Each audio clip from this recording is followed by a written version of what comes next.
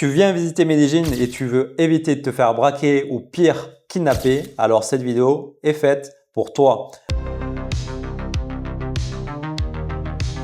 Hola chico, hola chicas, j'espère que vous allez bien. Aujourd'hui, pas de filtre, pas de chichi, je te balance les 5 quartiers de Medellín où tu ferais mieux de ne pas aller pour ta sécurité et ton portefeuille. Tu es prêt pour un électrochoc de réalité? Accroche-toi bien parce qu'on plonge dans le côté sombre de Medellín. Et reste bien jusqu'à la fin car mes astuces pourraient bien te sauver la vie.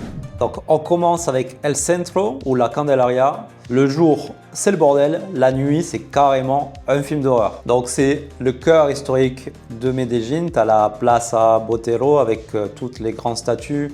Le musée d'Antioquia. C'est le passage obligé pour sentir la ville. Les chiffres sont là et ils font pas rire. El Centro, c'est le champion des embrouilles.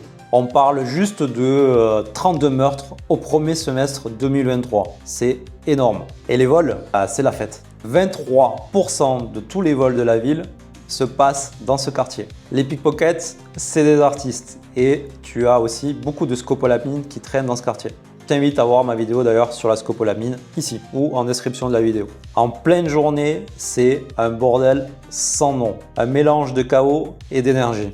Tu peux y aller mais en mode ultra discret. Pas de téléphone qui dépasse, pas de bijoux.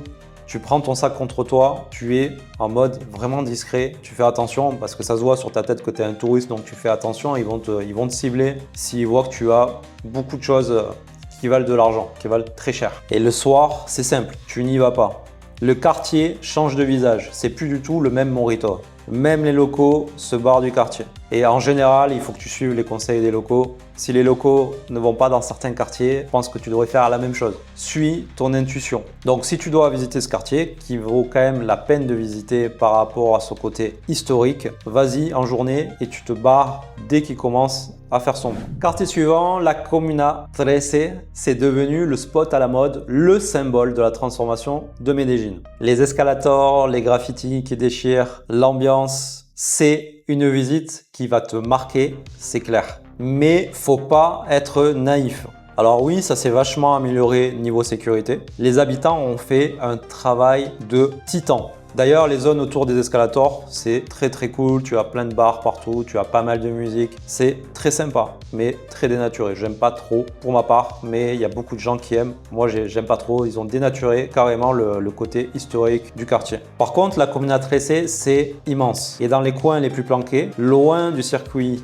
touristique, des gangs font encore leur loi. Donc le danger pour toi, c'est de te croire, amigo, à Disneyland et de te balader loin des sentiers battus. Des vols ou des embrouilles, ça peut toujours t'arriver si tu t'isoles. Surtout quand le soleil commence à se coucher. Ton erreur, amigo, ça serait de te dire il y a plein de touristes partout, donc c'est safe. Non, non, non, ne pense pas ça. Donc mon conseil numéro 1, oui, va à la Comuna 13, ça vaut le détour. Mais tu prends un guide local qui connaît le coin comme sa poche. C'est ta meilleure protection. Et fais ça évidemment en journée, pas la nuit. Allez, maintenant, je vais te parler des quartiers super éloignés, ceux qui grimpent sur les montagnes et qui sont connus pour être des centres de trafic. Tu as la Comuna 8, par exemple, ou certains coins de Manrique, des endroits où, en tant que touriste, tu n'as aucune raison d'y aller. Et alors, pourquoi c'est carrément risqué pour toi? Ce sont des quartiers pauvres où la galère est très souvent présente, où tu as des cartels qui font la loi. La police y va, mais c'est pas le Club Med. Donc si tu arrives là-bas sans connaître personne, t'es pas du coin, t'es paumé, tu as sûrement un peu de sous sur toi. Bref, tu vas attirer les problèmes comme un aimant. Et ton risque, c'est pas juste un petit vol de portable. Ça peut aller beaucoup plus loin. Et le ministère des Affaires étrangères le dit clairement, c'est des zones à éviter absolument. Donc la règle est très simple. Si c'est pas un coin touristique, que aucun guide te conseille d'y aller, ou si tu n'as pas un pote ultra fiable pour t'y amener, tu n'y vas pas. Donc ta curiosité, garde-la pour les endroits cool. Il y en a beaucoup à Medellín, donc honnêtement, ne prends pas de risques. Ensuite, il faut que tu évites les zones autour du stade. En temps normal, le quartier Estadio, c'est plutôt tranquille. C'est un grand complexe sportif avec plusieurs piscines, des gymnases, des skateparks. C'est vraiment super sympa en temps normal. Pendant la journée, c'est top. Mais les jours de match, surtout lors des derbies, l'ambiance peut devenir complètement folle, voire dangereuse. Et comme tu dois le savoir, en Amérique du Sud, la passion des supporters est complètement folle lors des derbies. La passion des supporters, c'est un truc de malade, mais ça peut vite tourner en baston général entre bandes de supporters rivales. Les autorités et les guides de voyage te le diront tous. Évite les abords du stade et les rues juste autour. Évite les abords du stade avant, pendant et après les matchs qui sentent la poudre. D'ailleurs, si tu n'es pas habitué aux ambiances des stades en Amérique du Sud où il y a beaucoup de passion, regarde le calendrier avec les matchs plutôt tranquilles, sans derby et tout se passera bien pour toi. Fais-moi confiance. Enfin, même El Poblado et Laureles, qui sont des quartiers globalement cool et plutôt sûrs en journée, peuvent avoir leur piège quand la nuit tombe. Encore une fois, le truc, c'est pas de te perdre dans les ruelles sombres et désertes une fois que le soleil s'est barré, même si tu n'es pas loin des zones animées. À Poblado, par exemple, si tu quittes le petit quartier blindé là, de Provenza avec tous les bars pour une petite rue moins éclairée, tu peux vite faire une mauvaise rencontre, comme à Laureles où certaines ruelles peuvent être très calmes et c'est très cool, mais ça peut être aussi dangereux pour toi.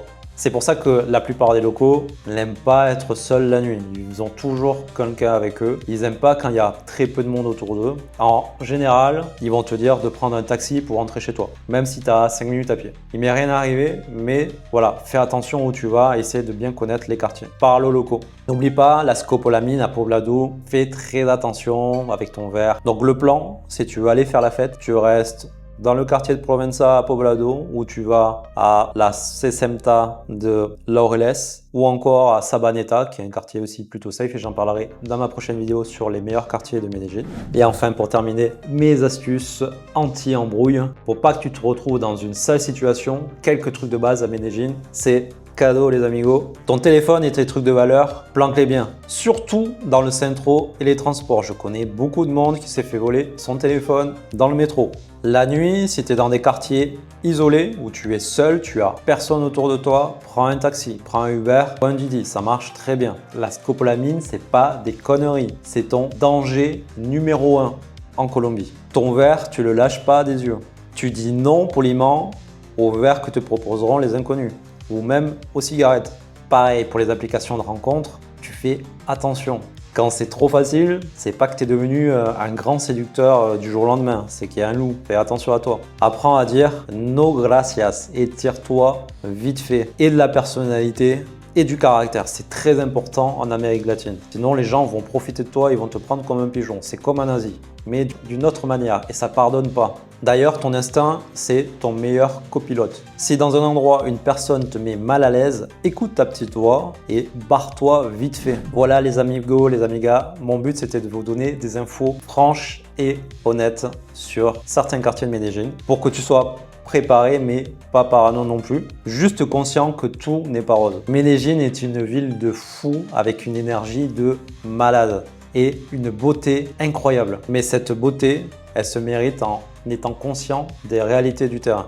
Sois intelligent, sois prudent et du caractère et tout se passera bien. Si cette vidéo t'a servi, si elle t'a ouvert les yeux, lâche un j'aime et abonne-toi sur cette chaîne, ça va vraiment nous aider. On va parler d'expatriation et de liberté dans toutes ses formes, que ce soit financière et en termes de localisation, pouvoir vraiment faire ce que tu veux dans ta vie. Et n'hésite pas à me dire en commentaire si tu as des problèmes à Medellín dans certains quartiers. Donne-moi ton expérience et à bientôt sur le chemin de la liberté.